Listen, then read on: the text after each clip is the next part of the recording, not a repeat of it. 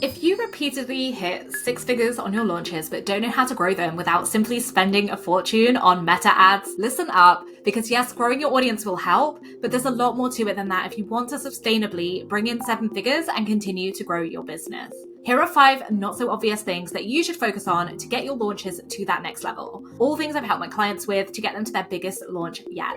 Hi, I'm Nikki Trailer, and I help coaches, course creators, and digital product owners make more money from their products and programs by selling more and retaining more customers. Stay tuned so you can grow your launches beyond your wildest expectations. The first thing you should definitely be focusing on at this stage in your business is improving your conversion rates. If you're at the stage where you're hitting 6 figures in your launches, you likely already have a large audience.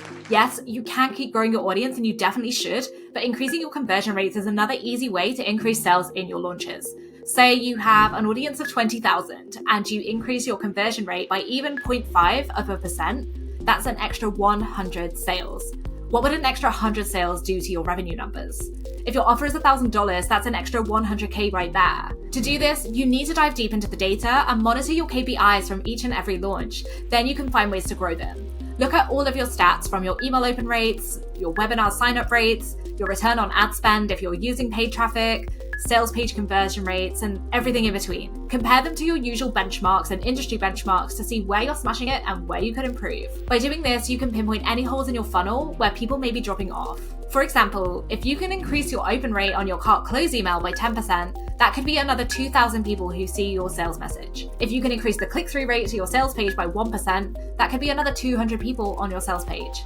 Do that with every email and every touch point and imagine what's possible. It's time to try some A/B testing, hone your hooks, adapt your messaging based on the current climate, and strengthen your calls to action. Do what you can to tweak or rewrite things that aren't working, and you'll be well on your way to your biggest launch yet.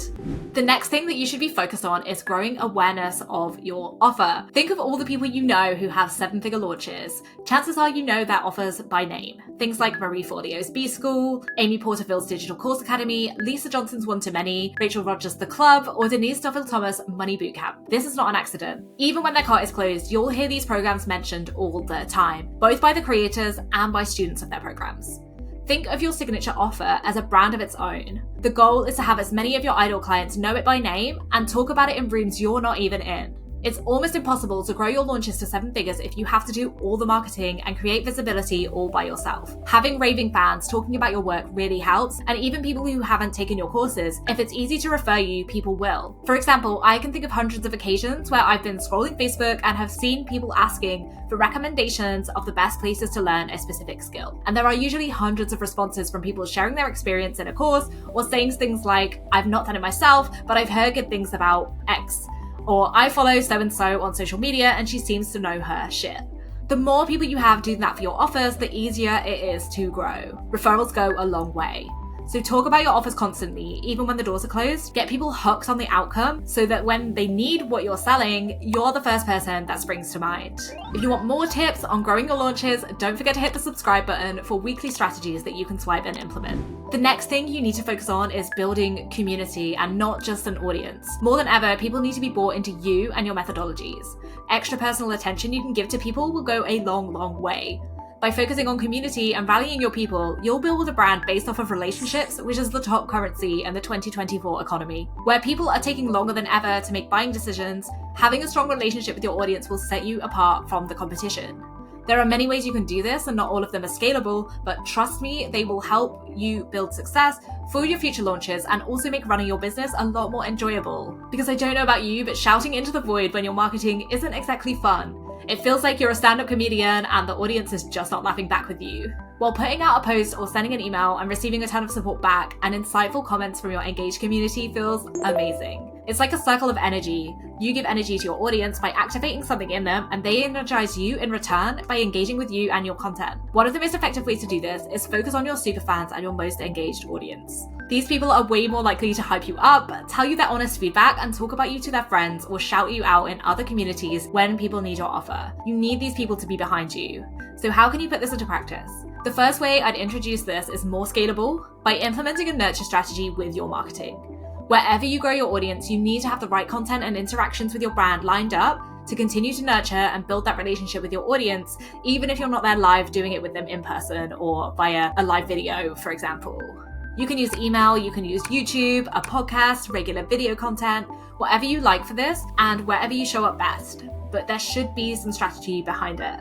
Yes, you need to be sharing work-related content, but you also need people to connect with you, quirks and all. So don't be afraid to show up as a human instead of a polished personal brand. Talk about your hobbies or how you spend your weekends, your Backstreet Boys obsession, or your love of baking. Give them something to connect to besides your work.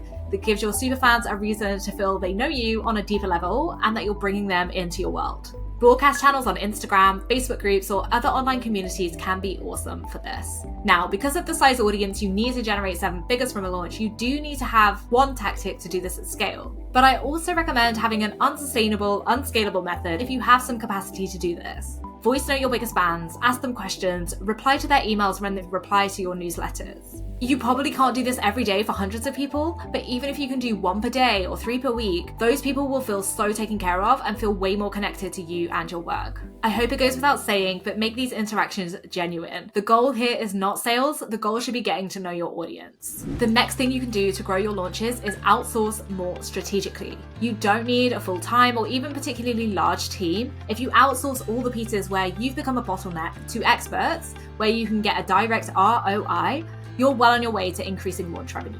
Now, I'm not saying outsource everything so you triple your expenses and end up with less profit. You want to get experts in areas that drain you, that you don't enjoy, or that you've hit a limit on your knowledge. If that for you is Facebook ads, get a killer ads expert. If copywriting is taking all your time, hire a copywriter. If you have a larger team and you spend a lot of time managing everyone and everything, hire an OBM who can take over your delegation and project management duties. If you don't love promoting on social media but still doing it all yourself, get that off your plate. You want to get to a point where you can show up, serve, and focus on building visibility for your brand and offers, whether that's speaking gigs, podcasting, doing live trainings, whatever that looks like for you and your business. You should show up in places where you're irreplaceable and not in others. Do whatever it takes to preserve your energy so you can bring it when you go to launch. Because while a launch is about the strategy, you still need the right energy to succeed. The next thing that you can do to increase your launch revenue is increasing the average spend per customer, and this is a really easy way to increase your launch revenue. You can also do this before, during, and after your cart closes, so there are many opportunities to increase that value per customer. As you've already hit 6-figure launches, I'm willing to bet you have a wealth of resources that you've created and sold. Things like workshops, courses, and other resources that you can sell as digital products. So how do you increase the average spend? Add more offer options to your launch. By offering strategic upsells and order bumps, you can give your audience more of what they need. Chances are there are multiple types of buyer in your audience. Some will want the bare bones main offer you're selling, and some will want all the bells and whistles, access to you, and VIP levels of support. So who are you to hold that back from them? By offering more options with VIP upgrades, you not only increase your spend per customer, but you might get more sales because someone who was put off by their lack of support might now purchase because they get exactly what they need. Genius. If you're using paid traffic or not, but you have a launch-specific lead magnet, you might already have a one-time offer or tripwire. But if not, this is a perfect way to recoup some ad costs or make your launch profitable before it even begins. There's nothing like that to take the pressure off hitting your launch targets. Tripwires are offers that are shown immediately after someone signs up for your email list and usually give someone a limited window of time to receive a discount on another offer. You can have between 1 or 3, so you have plenty of scope to bring in some extra cash. Offers that work best are related to the lead magnet, taking their knowledge to the next step, and are typically low-cost products or programs between $20 and $97. But I've seen this done really well with programs up to about $399. The discount should be around $100 for larger programs or around 30% minimum for anything under $100. If you have multiple tripwires, you would normally redirect your audience to one offer page at a time to avoid confusion. Here's how that would look. Someone downloads your lead magnet. They're immediately redirected to a page showing offer number 1. They either buy the offer or click no thanks, or simply close the page. The people who buy or click no thanks are redirected to offer number 2, and the cycle continues until they are done. Now, add an order bump to each of these at the checkout and you have even more opportunities to bring in cash. An order bump is a separate product that your audience can choose to add on directly at the checkout. You can normally choose whether to have these pre-selected or not. I prefer not, as otherwise you may get unnecessary refund requests from people who didn't realize. It's also nice to let people opt in and make that decision for themselves, but that's entirely up to you and your values. Just do what feels good to you. Then, if you want to bring in even more sales after your cart closes, you can include a downsell offer, which you only sell to people who didn't buy during your launch. This can be a stripped back version of your main offer, like a course when you were selling a group coaching program, or an individual lesson if you were selling a course or membership, for example. This is perfect for people who maybe weren't ready to invest that much money, but still wanted or needed the outcome that you were promoting. That's 4 ways that you can increase your average spend per customer right there. If you're ready for your biggest, most enjoyable launch, book a call with me at the link below and let's chat about your next best steps to reach that next launch milestone. Don't forget to like this video and subscribe to the channel for more launch strategies that you can apply in your business. Thanks for watching, and I'll see you next week.